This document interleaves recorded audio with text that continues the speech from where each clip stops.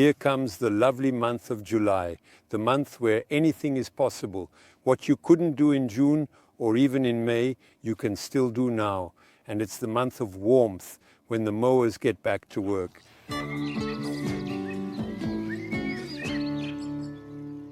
Regarding the lawn, we are now halfway through, so this is the prime time, if it's dry, to raise the mower blade. And most importantly, don't forget that your blade is probably dull, so it's a good time to sharpen it. To understand the tasks we need to perform in July, just look around. Let's take the example of escarole chicory. Last year's escarole chicories from the chicory family have blue flowers that are blooming and the seeds are formed, so this is the right time to plant these escarole chicories. Let's also observe our biennials, the pansies, forget-me-nots and daisies. The flowers have withered, the seeds have formed, so right now is a good time to plant these biennials like pansies. So pansies can be sown both in seed trays or directly in the ground. The same is true for perennials. The thrift plants, which are currently standing tall in full bloom right now, you just need to collect the seeds now, and then you can plant them immediately. Herbs too, like chives and chives that have been beautifully blooming since early June. If you have left some flowers, you will notice that there are many seeds, and you should know that now is the time to sow these chive seeds. This is also true for parsley. In July, we start harvesting its first vegetables, such as shallots. So the shallots can be immediately replaced by another crop, which is crop rotation, allowing for better crop rotation.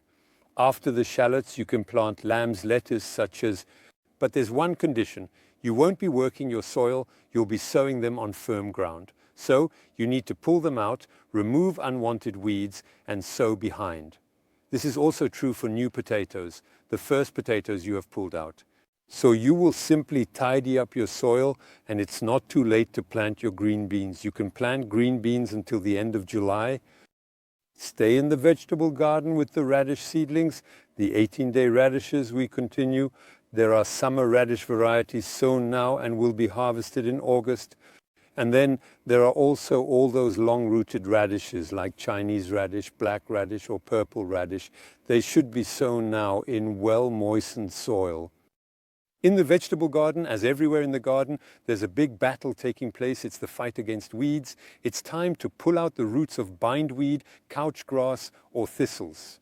And then also observe around your vegetables some insignificant and small plants like that, which grow among these vegetables and will soon go to seed.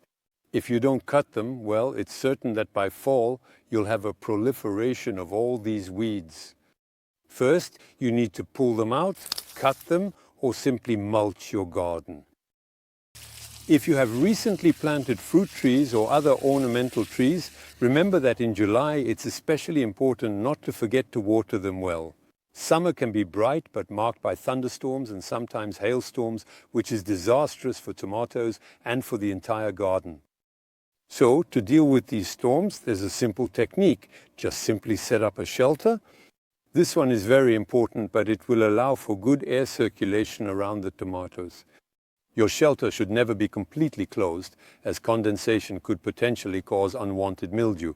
Speaking of blight, it's important that your tomato plants are well spaced out, and above all, don't forget to remove the suckers from your tomato plants as you go along. In July, it's always useful to have your pruners in your pocket, as it's the prime time for green pruning. Here, it's about cordons. We will carefully prune them to approximately 4 or 5 leaves on a vertical branch.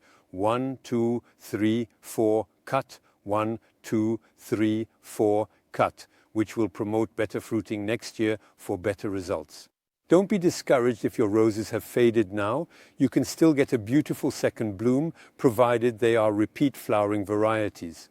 So prune them now with a pruner or shears, depending on the rose varieties. And most importantly, it's also time to trim lavender and santolina. So if you're going on vacation, whether in a few weeks or a few days, don't hesitate to remove all the flowers from your geraniums and surfinas. When you return from vacation, I assure you they will be in full bloom.